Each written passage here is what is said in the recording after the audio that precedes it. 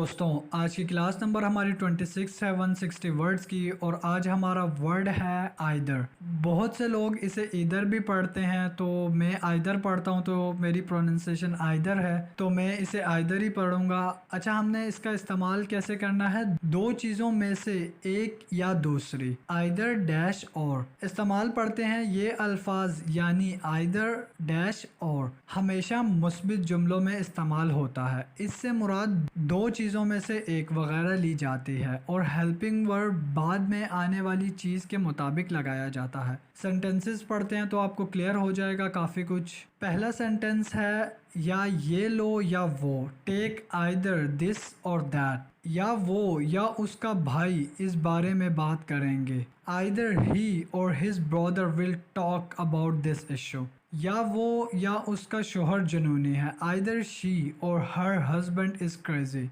आप उससे या उसके किसी दोस्त से मिल सकते हैं। Can you meet either him or any friend of his. क्या आप उसको या उसके वालिद को बता देंगे। Will you tell either him or his father. मुझे नीला या सब्ज रंग पसंद है। I like either blue or green colour.